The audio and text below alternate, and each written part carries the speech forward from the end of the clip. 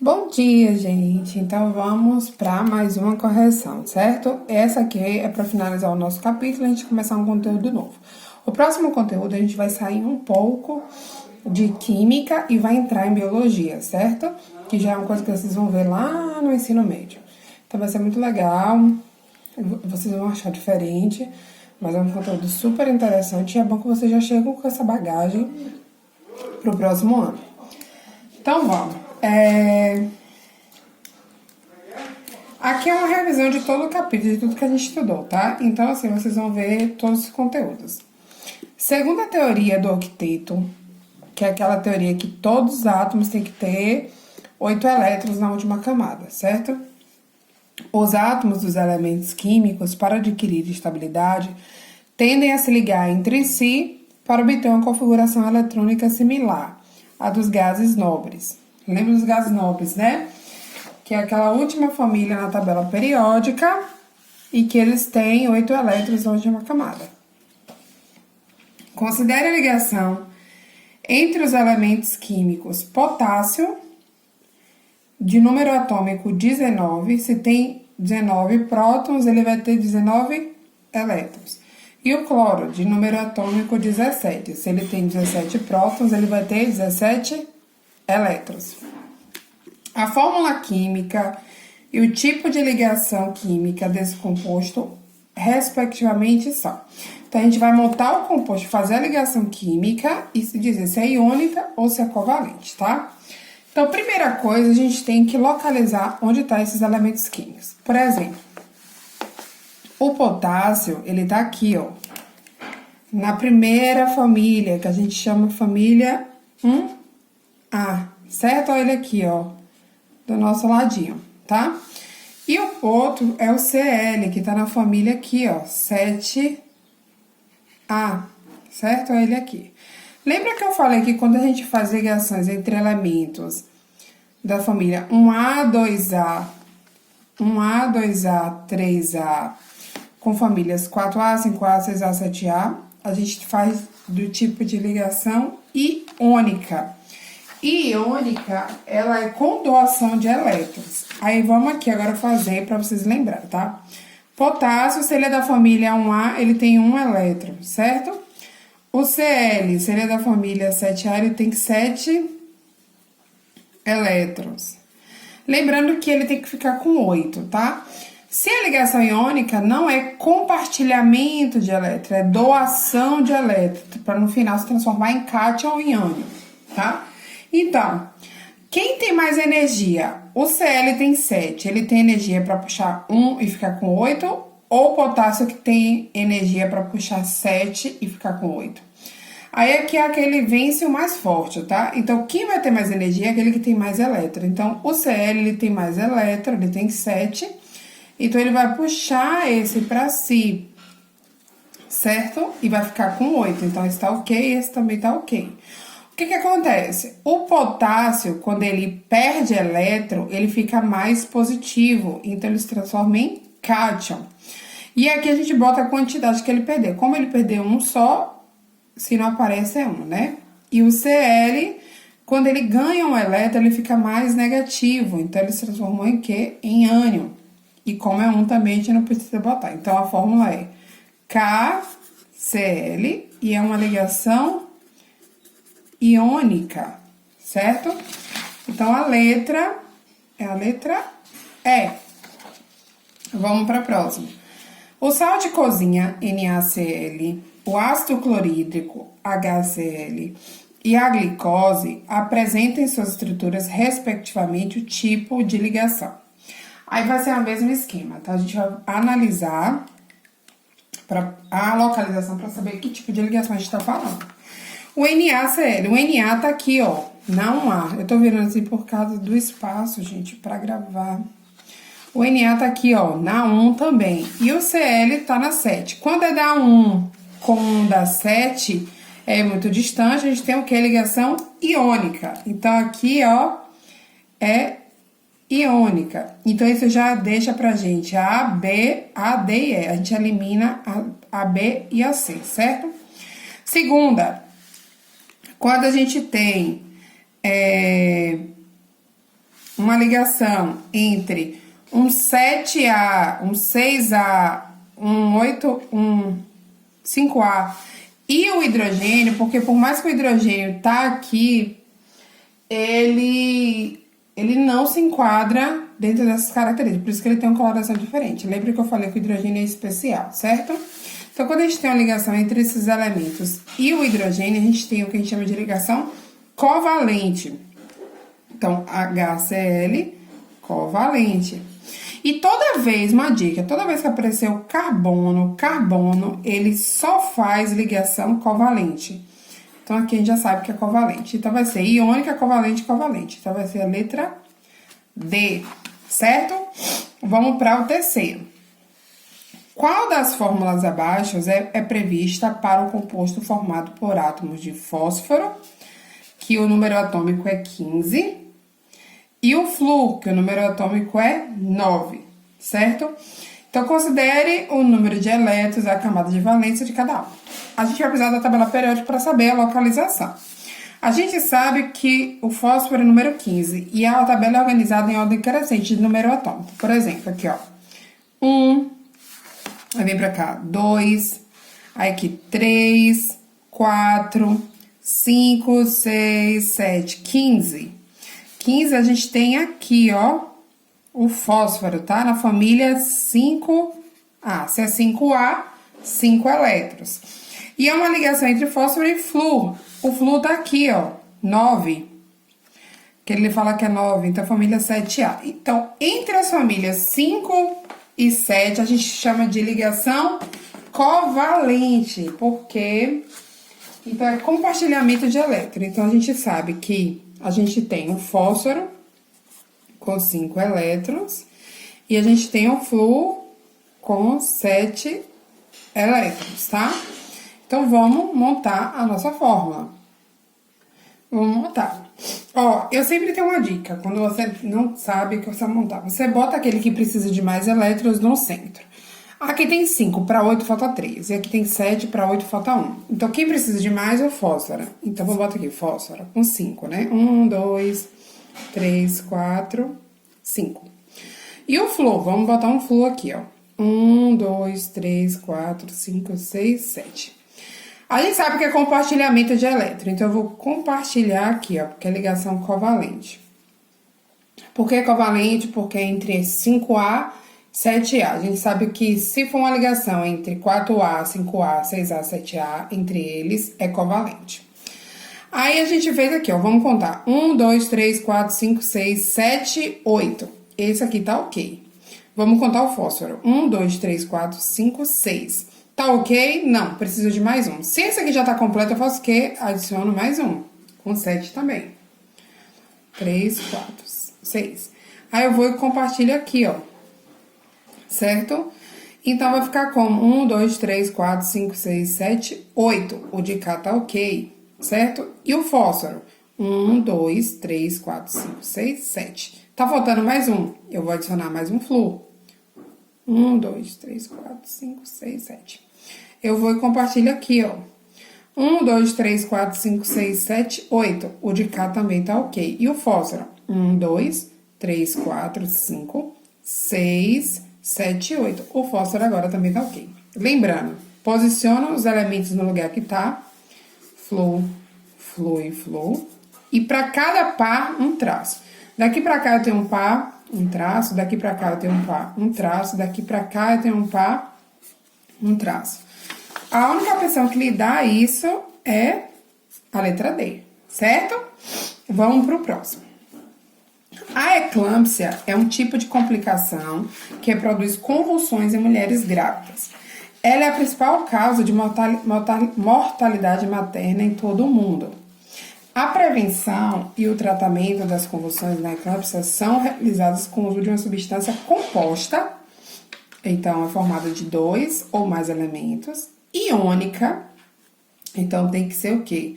Formada entre os elementos 1A, 2A, 3A e 4A, 5A, 6A, 7A. E inorgânica, então aí, gente, vai entrar um ácido, uma base, um óxido ou um sal, tá? Pode ser qualquer um desses, tá? Então, bora aqui. Vamos analisar. Ácido clorídrico é ácido, ó. Se é ácido, é inorgânico. Mas ele é iônica? Não. Quando é um Cl, é da 7A. Quando é um elemento da 7A com hidrogênio, a gente tem que ela é covalente. E a gente viu esse elemento já nessa questão aqui, que é covalente. O cloro, ele é substância simples, então ele não se encaixa aqui, não é composta.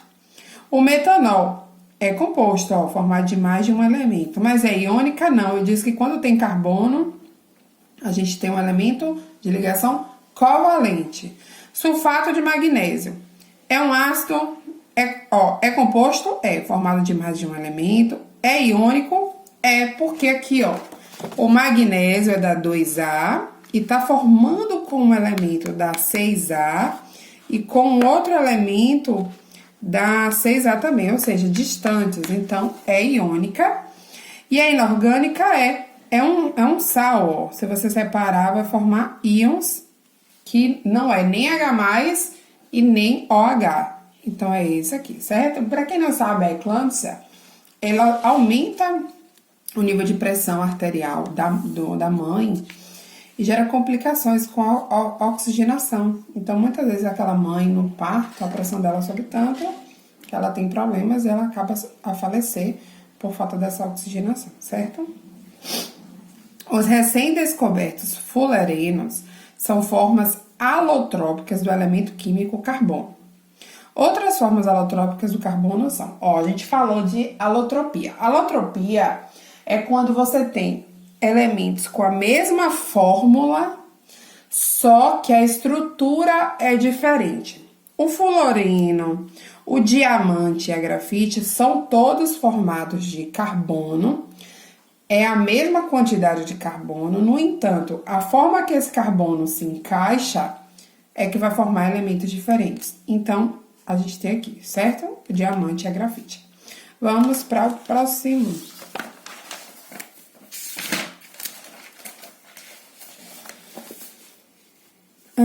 Aqui. Deixa eu encaixar aqui e enquadrar. Bora. Os metais são substâncias sólidas a 25 graus Celsius, com exceção do mercúrio, que o mercúrio é líquido, né?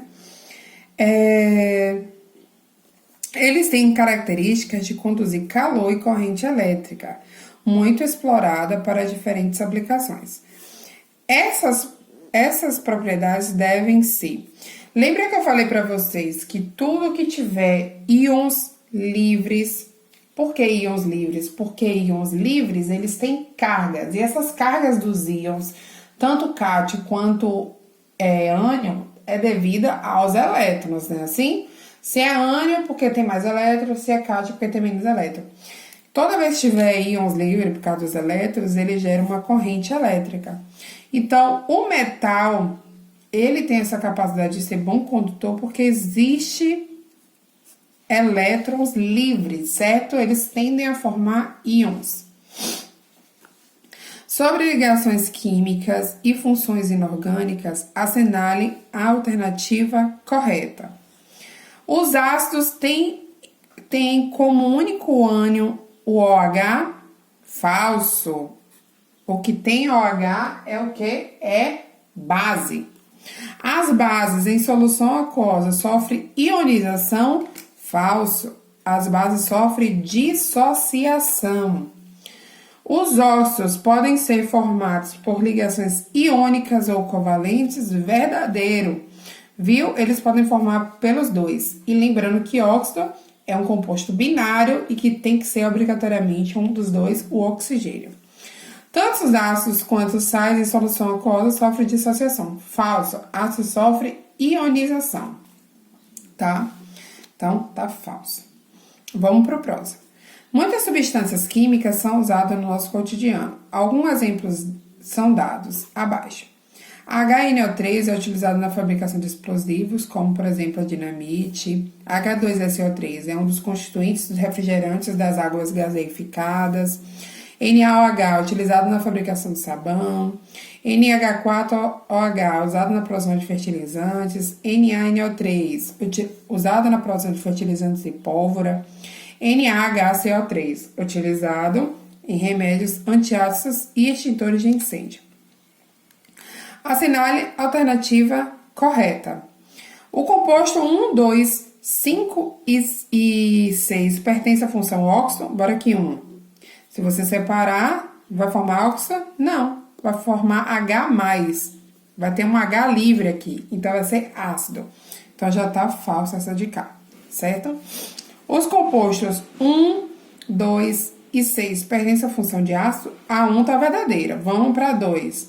Se eu separar aqui, ó, eu vou ter H livre. Também é ácido. Agora, vamos aqui. Se eu separar a 6, o Na aqui não vai formar um ácido. Esse Na, ele se junta com o O, certo? E aí, vai formar o OH, tá? Então, não é. Falso. Os compostos 2, 5 e 6 pertencem à função sal. Aqui, pertence não. Aqui, pertence a sal. Se você separar, vai formar ânions e cátions diferentes de H+, e OH, então pertence. Mas o de cá não pertence, então também tá falso. E os compostos 3 e 6, 3 e 4, pertencem à função base.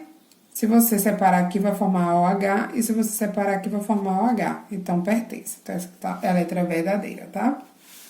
Vamos para a nossa próxima. O suco de repolho roxo pode ser utilizado como indicador de ácido e base em diferentes soluções. Para isso, basta misturar um pouco desse suco com a solução desejada e comparar a coloração final. Qual a escala de indicador de pH e com os valores de 1 a 14 mostrados a seguir?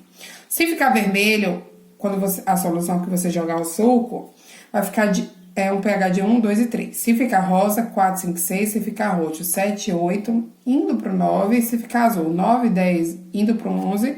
Se ficar verde, 11, 12, 13. E se ficar amarelo, 13, 14. Utilizando o indicador de ácido e base e a escala para determinar o pH da saliva humana e do suco gástrico, tem respectivamente as cores. Saliva humana, ela é ácida, tá? Ela tem que ser ácida para poder dissolver já o alimento quando ele é umidificado na nossa boca. E o suco gástrico também, ele tem que ser ácido para dissolver o alimento. O suco gástrico, ele tá no pH 3, tá? Ele tá no pH 3 e a nossa saliva tá no pH 7, 6. Ele tá variando aí, tá? Então, as cores que tem que ser a saliva humana, ela tem que ser roxa, porque ela varia dentro dessa escala. E o suco gástrico tem que ser vermelho, porque varia dentro dessa escala. Então, a letra seria a letra E. Vamos para as últimas questões. Deixa eu enquadrar aqui, pronto. A poluição atmosférica se intensificou a partir da primeira metade do século XX. Com o aumento crescente de indústrias e veículos, entre os diversos poluentes, fábricas e automóveis têm lançado na atmosfera quantidades significativas de algumas substâncias que podem causar sérios danos à saúde, tais como o dióxido de carbono, a gente sabe que é muito grave, né, com a questão da poluição, do efeito estufa, e o dióxido de carbono é o CO, certo?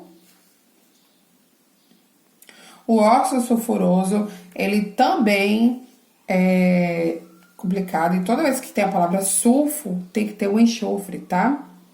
O enxofre. E o óxido nitroso também. Todos aqui têm o que em comum?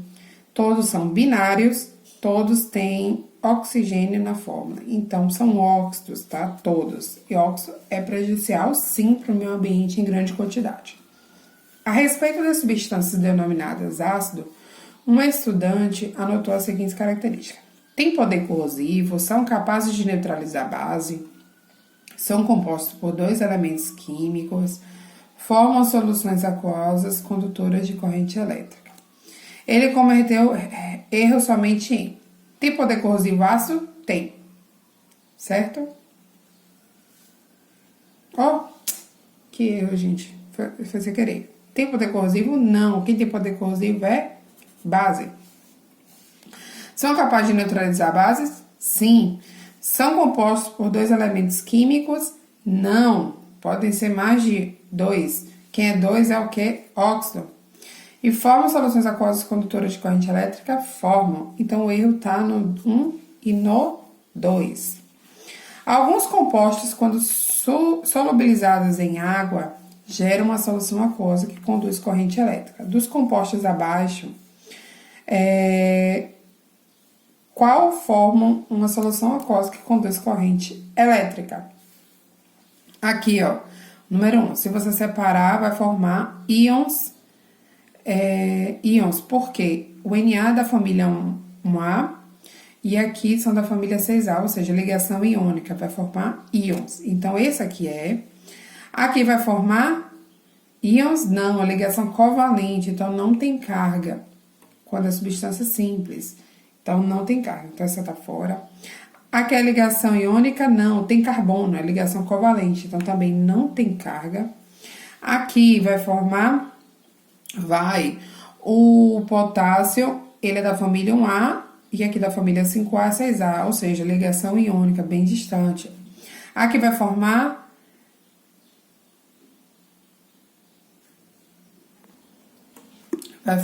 isso aqui que eu tenho que chamar, por isso que tá até rosa, ó.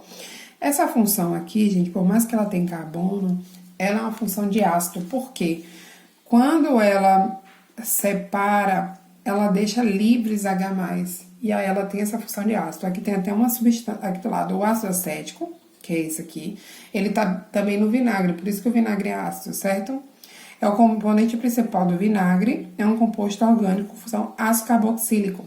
Então, toda vez que tiver esse final aqui, for carbono e tem esse final, é um ácido. E aí, ele é sim iônico, tá? E o NaCl, ele também é iônico. Então, vai ser 1, 4, 5 e 6. A ferrugem, óxido de ferro, é resultado da reação do ferro com o oxigênio, quando esse metal está em contato com a água ou com a umidade do ar. Em ambientes úmidos, isso ocorre numa esponja de aço, que é aquele bombril, né, popularmente, ou num prego, por exemplo. Uma substância simples que participa do fenômeno químico descrito acima é o quê? O aço, ele é substância simples? Não. A água é simples? Não. É formada de 2 elementos. A ferrugem é simples? Não. Óxido de ferro, se é um óxido, ele é duplo, ele é binário. E o oxigênio é simples? O oxigênio é O2, certo? Só formado de uma única substância. Então, é simples.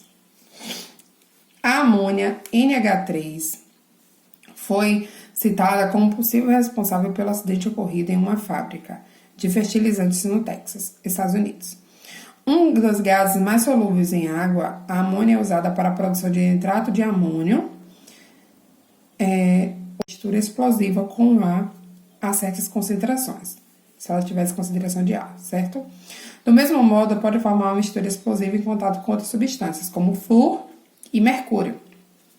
A substância iônica citada no texto é